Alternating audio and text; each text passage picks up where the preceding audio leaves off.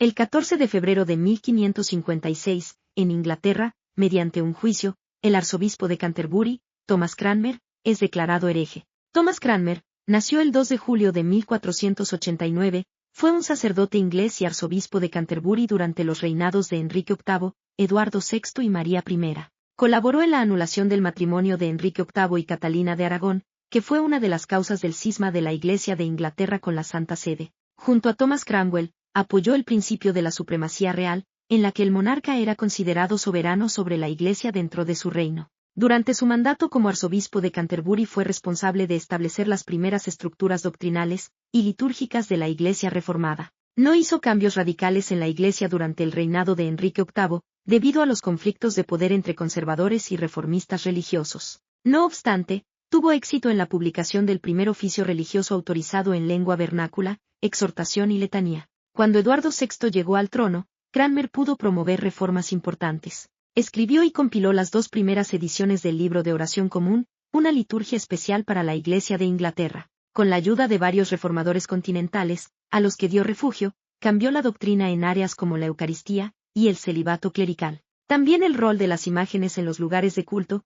y la veneración de santos. Cranmer promulgó las nuevas doctrinas a través del libro de oración común, el libro de homilías y otras publicaciones. Eduardo VI cayó gravemente enfermo de tuberculosis a los 15 años de edad, y los consejeros se preocuparon de que no tuviera mucho tiempo de vida. En mayo de 1553, el Consejo envió varias cartas a los reformistas continentales asegurando que la salud del rey estaba mejorando. El Consejo trabajaba en convencer a varios jueces para entronar a Juana, prima de Eduardo y de religión protestante, en lugar de María, hija de Enrique VIII y Catalina de Aragón, y de fe católica. El 17 de junio de 1553, el rey señaló en su testamento que Juana le sucedería, contraviniendo la tercera acta de sucesión. Cranmer trató de hablar con Eduardo VI en privado, pero no accedió, y su audiencia con él fue en presencia de los consejeros. Eduardo VI dijo que mantenía lo que había escrito en su testamento. Probablemente Cranmer decidió apoyar a Juana antes del 19 de junio, cuando se enviaron órdenes reales para la convocatoria que reconocería la nueva sucesión.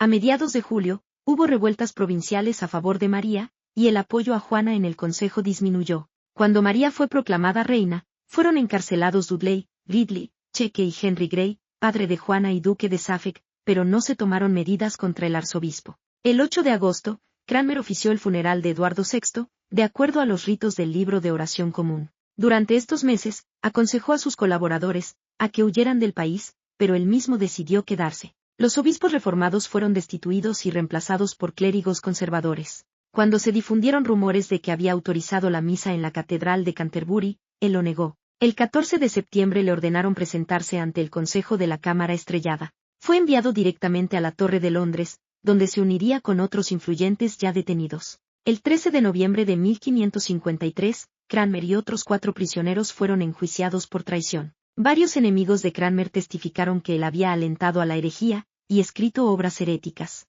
Fueron declarados culpables y condenados a muerte. En febrero de 1554 ejecutaron a Juana y otros rebeldes. A partir del 8 de marzo, el Consejo Privado ordenó que fueran trasladados a la prisión Bocardo, en Oxford, a la espera de un segundo juicio por herejía. Cranmer permaneció aislado en la prisión durante 17 meses antes de que comenzara el juicio, el 12 de septiembre de 1555. Aunque se llevó a cabo en Inglaterra, el juicio estaba bajo jurisdicción papal, y el veredicto final llegaría de Roma. En el interrogatorio, Cranmer admitió cada hecho que se le presentaba, pero negó cualquier traición, desobediencia o herejía. Cranmer fue llevado a una torre para seguir con el proceso. El 4 de diciembre, la Santa Sede decidió el destino de Cranmer, privarlo del arzobispado, y permitir a las autoridades seculares decidir su condena. En una declaración, Cranmer rechazó toda la teología luterana y zwingliana. Aceptó plenamente la doctrina católica, así como la supremacía papal y la transubstanciación, y afirmó que no había salvación fuera de la Iglesia católica. También solicitó la absolución sacramental, la cual fue concedida, y pudo participar de la misa. Sin embargo, María I decidió que no era posible un nuevo aplazamiento. La última retractación de Cranmer fue emitida el 18 de marzo, y en ella se aprecia a un hombre destrozado y confesando todo pecado. Aunque el derecho canónico estipulaba que los herejes retractados podían ser indultados, María I quiso dar ejemplo con Cranmer. Argumentó que su iniquidad y obstinación era tan grande contra Dios y su gracia, que su clemencia y misericordia no podrían tener lugar con él. A Cranmer le dieron la oportunidad de una retractación final, pero esta vez en público durante un servicio religioso. Escribió y envió el discurso con antelación y se publicó después de su muerte. En el día de su ejecución, Cranmer inició una oración en el púlpito, y una exhortación a obedecer al rey y la reina. Renunció a las retractaciones que había escrito o firmado con su propia mano desde su degradación, declarando su rechazo hacia el Papa, como el enemigo de Jesús y el anticristo con toda su falsa doctrina. Mientras las llamas crecían a su alrededor, dijo: Señor Jesús, recibe mi espíritu, veo los cielos abiertos y a Jesús de pie a la diestra de Dios. El 14 de febrero de 1901, en Madrid, la infanta doña Mercedes de Borbón, se casa con don Carlos de Borbón. María de las Mercedes de Borbón y Habsburgo-Lorena, nació el 11 de septiembre de 1880, fue infanta de España, y princesa de Asturias durante toda su vida. Fue la primera de los hijos habidos del matrimonio entre el rey Alfonso XII de España, y su segunda esposa, la archiduquesa María Cristina de Austria. De acuerdo con la tradición, su nacimiento fue anunciado con el izado de una bandera blanca, y 15 disparos de salva de cañón. 3 días después, fue bautizada en la capilla del palacio por el arzobispo de Toledo. Su nombre completo era María de las Mercedes Isabel María Teresa Cristina Alfonsa Jacinta Ana Josefa Francisca Carolina Fernanda Filomena María de Todos los Santos, siendo sus padrinos, el Papa León XIII, y su abuela, la ex reina Isabel II. Su nombre de pila lo recibió como un honor de su madre, a la memoria de la primera esposa del rey, María de las Mercedes de Orleans, quien había fallecido de tifus, a los 18 años. Como era tradicional el Principado de Asturias, se le entregó la insignia de la Cruz de la Victoria, propia de los príncipes de Asturias. Cuando murió su padre, el rey Alfonso XII, el 25 de noviembre de 1885, se decidió esperar, y no proclamar a la infanta María de las Mercedes reina de España, dado que su madre estaba embarazada, y podía tener un varón, que tendría preferencia sobre ella. Como la reina María Cristina dio a luz a un niño el 17 de mayo de 1886, Alfonso XIII, este se convirtió en rey desde su nacimiento, bajo la regencia de su madre. María de las Mercedes continuó siendo princesa de Asturias hasta su muerte, tras la preceptiva autorización del Congreso y el Senado, prevista para el rey y el inmediato sucesor a la corona en el artículo 56 de la Constitución de 1876. Contrajo matrimonio el 14 de febrero de 1901,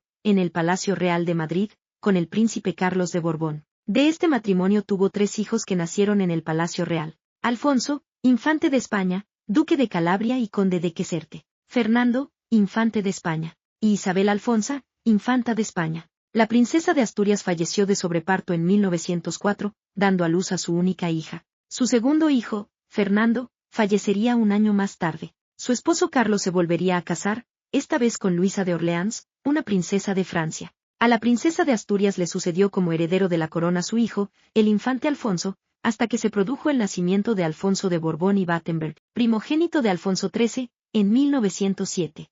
El 14 de febrero de 1929, ocurre la matanza de San Valentín, perpetrada por el gánster Al Capone. La matanza de San Valentín fue una masacre supuestamente ordenada por Al Capone, contra 5 miembros de la banda del lado norte. Al mismo tiempo, contra el Dr. Reinhard Swimmer, en Chicago, Estados Unidos, el día de San Valentín, en 1929. Aunque los detalles de la matanza aún se discuten, nunca procesaron a nadie por el crimen. Los asesinatos se atribuyen a Al Capone y sus hombres. Al planear los asesinatos, Al Capone intentaba eliminar a su rival Bugs Moran. Los gánsteres que iban a cometer los crímenes iban disfrazados de policías. Fingieron una redada para que los miembros de la banda rival no opusieran resistencia. Una vez contra la pared y cuando ellos creían que iban a ser esposados, los gánsteres de Al Capone los desarmaron y abrieron fuego contra ellos con varios subfusiles Thompson. Los que sobrevivieron a la primera ráfaga fueron ejecutados a sangre fría. El principal objetivo de la operación, Bugs Moran, se salvó porque se entretuvo en un bar tomando un café. La masacre tuvo en su momento un enorme eco en los tabloides norteamericanos. Fue el hecho que desencadenó la ofensiva contra Al Capone, que llevaría a su detención y condena en 1931. Numerosas películas y series, tanto directamente como de modo indirecto inspirando tramas, se hicieron eco de estos dramáticos sucesos, con lo que se popularizaron a nivel mundial. El último superviviente, uno de los asesinos, falleció en junio de 1975, a los 77 años en un accidente de tráfico. A mediados de los años 1930, estando en Alcatraz, Capone era uno de los reclusos más famosos de la cárcel, y se entretenía tocando el banjo y la mandolina. Pero comenzó a mostrar signos de demencia, probablemente a causa de una sífilis sin tratar, ya que tenía miedo a las inyecciones. Pasó gran parte de sus últimos años de reclusión en el hospital de la prisión, y finalmente fue liberado por motivos de salud el 16 de noviembre de 1939. No podía caminar, decía incongruencias y babeaba sin control. Arruinado, físicamente débil y con la mente deteriorada, Capone se retiró a una propiedad ubicada en Florida. En este lugar, se recluyó con su esposa del mundo exterior. El 21 de enero de 1947, sufrió un derrame cerebral y murió 4 días después de neumonía. Lo enterraron en el cementerio Mount Olivet, y fue trasladado al cementerio Mount Carmel, al oeste de Chicago, junto a los restos de su padre y de su hermano. En su lápida está escrito: Jesús mío, ten compasión. El 14 de febrero de 1929, en Múnich, prohíbe la presentación de Josephine Baker, por considerarse de indecencia pública. Josephine Baker, registrada al nacer como Friede Josephine MacDonald, nació el 3 de junio de 1906. Fue una bailarina, cantante y actriz francesa de origen afroamericano, considerada la primera vedette y estrella internacional. Fue espía francesa contra la Alemania nazi, y activista por los derechos de las personas negras. Se convirtió en un icono musical y político, de fama internacional. Se le dieron apodos tales como la Venus de bronce, la Perla negra, la diosa criolla, la Sirena de los trópicos, y sobre todo, la Venus de ébano. Fue la primera mujer afrodescendiente en aparecer y protagonizar una película, y en integrar una sala de conciertos en Estados Unidos. También en convertirse en una animadora de fama mundial. Fue conocida también por sus contribuciones al movimiento por los derechos civiles en Estados Unidos. Además, ayudó a la resistencia francesa durante la Segunda Guerra Mundial, y recibió la Cruz de Guerra por parte del cuerpo militar francés.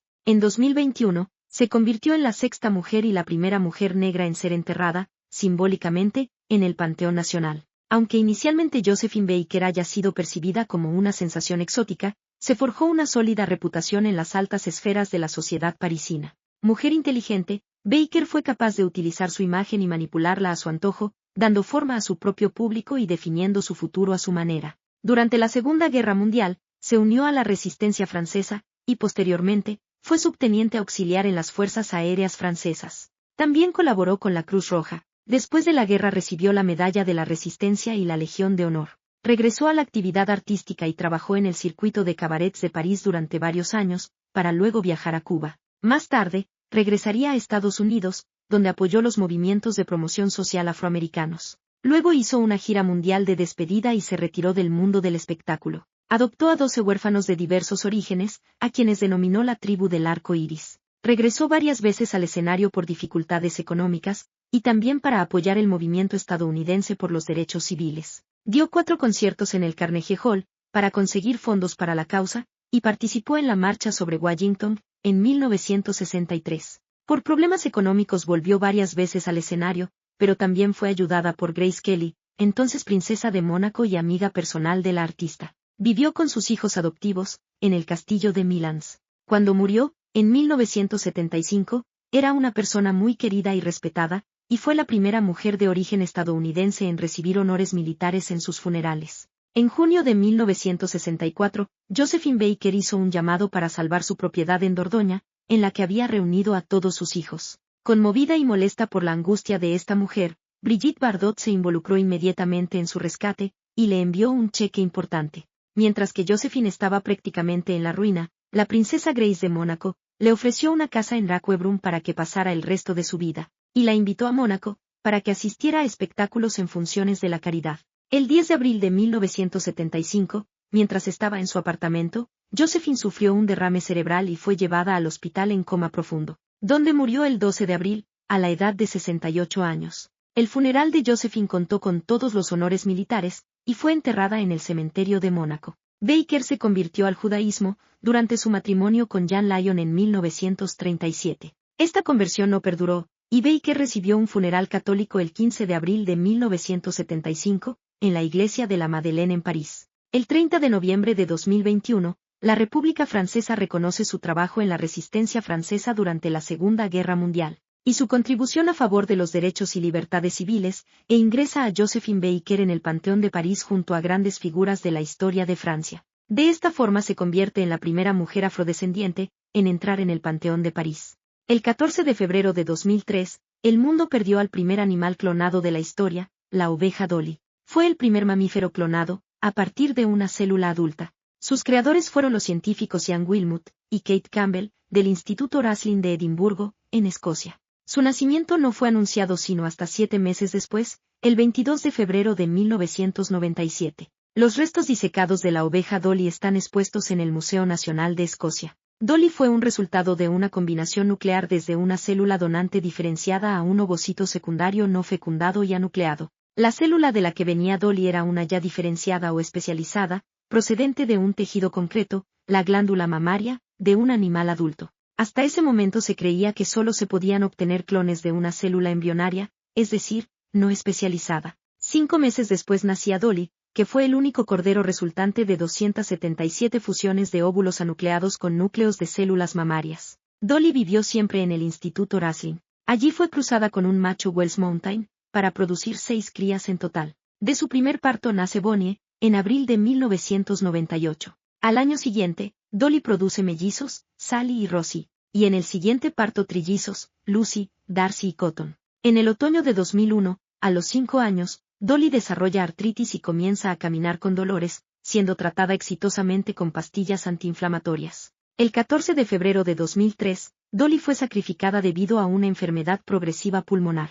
Fue un animal de la raza finlandesa Dorset, cuyos individuos tienen una expectativa de vida de cerca de 11 a 12 años. Sin embargo, Dolly vivió solo 6 años y medio. La necropsia mostró que tenía una forma de cáncer de pulmón llamada Haxiecte, que es una enfermedad de ovejas causada por el retrovirus JSRB. Los técnicos de Raslin nunca pudieron certificar que haya conexión entre esa muerte prematura y el ser clonada, pues otras ovejas del mismo rebaño sufrieron y murieron de la misma enfermedad.